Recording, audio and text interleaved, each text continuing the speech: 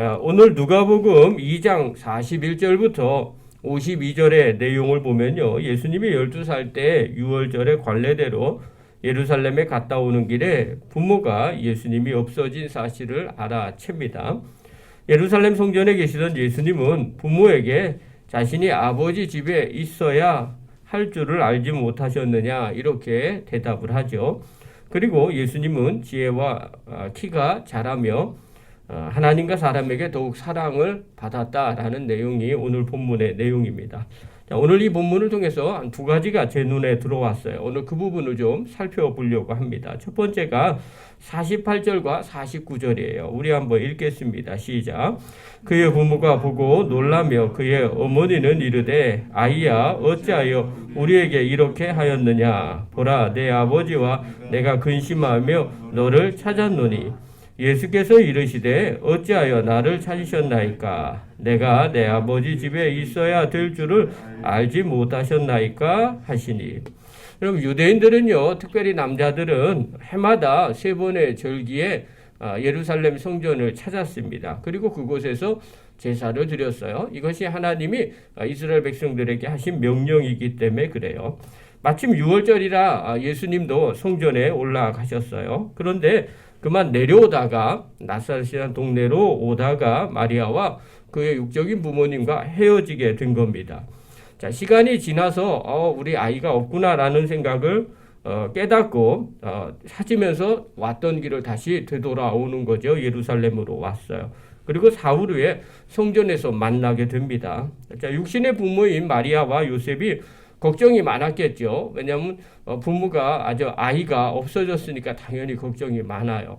또 저도 그렇거든요. 이제 부모님이 잠깐 안 보이거나 그러면 걱정이 되는 거죠. 그래서 찾게 됩니다. 자, 찾고 난 다음에 책망을 하는 거죠. 뭐라고 책망을 하느냐? 어찌하여 우리에게 이렇게 하느냐? 보라, 내 아버지와 내가 근심하며 너를 찾았노라. 그러니까 근심하지 않게, 그리고 근심하면서 어디에 있는지 내가 좀 찾았다. 제발 근심하지 않게 했으면 좋겠다. 이런 뜻이죠. 근데 예수님이 이렇게 대답을 하세요. 어찌하여 나를 찾으셨나이까 하면서 당연하다는 듯이 말씀을 하죠. 내가 내 아버지 집에 있어야 될 줄을 알지 못하셨나이까. 이 말은요, 다시 말하면 내가 가면 어딜 가겠습니까? 나가는 곳은 뻔한 건데 이런 의미가 들어있는 거죠.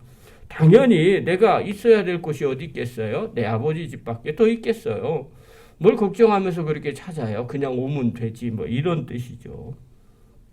예수님이 왜 이런 대답을 했을까? 어저께 말씀을 보면서 그런 생각이 드는 거예요. 이게 자신의 정체성과 관계가 있는 거죠. 그러니까 하나님의 아들인 제가 어디에 있겠습니까? 당연히 하나님 아버지 집에 있는 거죠. 이런 대답이잖아요. 여러분 이 말씀을 묵상하는데 그런 생각이 드는 거예요. 나는 어디에 있을까? 목사로서 나는 교회 안에 있는 건가? 아버지로서 나는 가정 안에 있는 건가? 뭐 또 임원이라고 그러면 임원으로서 나는 그 공동체 안에 있는 건가? 중요한 메시지죠. 만약에 우리가 하나님의 자녀라면 나는 하나님의 자녀예요. 난 구원 받았어요. 이렇게 말하면 그 근본적인 정체성은 나는 당연히 하나님 안에 거하는 사람이라는 거죠. 그러면 내가 주님 안에 거하고 있는가? 주님 안에서 지금 주님의 말씀을 듣고 순종하고 있는가? 여러분 하나님이 머물러 있는 성전에 하나님의 아들인 예수님이 있는 것은 당연한 일이죠. 아 그래 그분은 당연히 찾으면 거기에 있는 거지. 안 보이면 그곳에 있는 거지. 하나님 자녀가 당연히 하나님 거하는 성전에 있는 게 당연한 거 아니야? 우리도 하나님의 자녀라면 당연히 하나님 안에 있는 것이 당연한 일이라는 거죠. 오늘 나는 어디에 있는가? 한번 물어보시기 바랍니다. 하나님 안에 있습니까? 아니면 세상의 분주에 있습니까? 또 나는 믿음의 자리에 있습니까? 아니면 불신의 자리에 있습니까? 나는 사명의 자리에 있습니까? 아니면 사명과 상관없이 육신의 생각과 쾌락으로 육신을 쫓아서 그냥 멀리 있습니까? 오늘 내가 있어야 할 자리가 어디고 또 나는 어디에 있는지를 한번 점검하는 저와 여러분 되기를 간절히 바랍니다. 두 번째로 52절의 말씀이 눈에 들어왔어요. 52절 한번 봅시다. 시작. 예수는 지혜와 키가 자라가며 하나님과 사람에게 더욱 사랑스러워 가시더라. 자, 어린 예수님이 시간이 지나면서 키가 자라는 거죠. 당연히 육체가 자라는 걸 말하는 거죠. 당연한 일이죠. 자, 이것은요, 누구나 다 생명이 붙어 있으면 육체는 자라나게 돼 있어요. 이런저런 질병이 있지 않는 이상은. 자, 아이들도 쑥쑥 자라납니다. 그런데 제 안에 들어온 단어가 지혜라는 단어예요. 지혜도 자라고 있다는 거죠.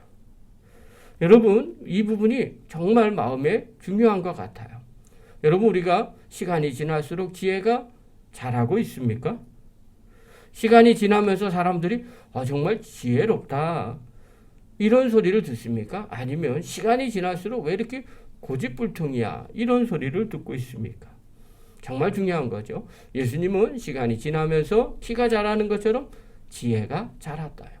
우리도 마찬가지죠. 우리도 시간이 지나면 지날수록 지혜가 자라야 될 줄 믿습니다. 또 이 본문을 통해서 마음에 들어왔던 것이 하나님과 사람에게 더욱 사랑스러워 가시더라 라는 단어였어요. 사랑스러워 가시더라. 이 말씀이 정말 어저께는 마음에 많이 와닿았어요. 나이가 들면서 하나님이 더 사랑스러운 사람으로 자라나는 것, 정말 좋은 것 같아요. 또 나이가 들면서 사람들이 사랑스러워 간다. 이 말은 다른 말로 표현하면 나이 드신 분들에게는 존경한다, 뭐 이런 표현이겠죠. 점점 존경스러워 간다라는 모습. 이 모습이 정말 성도의 모습 아닐까. 또 성장하는 신앙인의, 성숙하는 신앙인의 모습이 아닐까. 어저께 생각을 해봤어요. 오늘날 신앙생활을 오래 하면 어떻게 될까? 점점 지혜가 자랄까요? 점점 존경스럽고 사랑스러워질까요? 이렇게 되돌아봤어요. 우리가 신앙이 자라면 자랄수록, 시간이 지나면 지날수록 그렇게 자라야 되는데 그렇지 못할 때가 너무 많이 있어요. 그때 우리가 한번 되돌아볼 필요가 있죠. 저는요, 초신자들에게는 이런 생각을 가져요. 그럴 수도 있어. 왜냐하면 잘 모르니까. 또 믿음이 강하지 않으니까. 그러니까 또 시간이 얼마 되지 않았으니까. 습성들을 고치기가 쉽지가 않겠죠.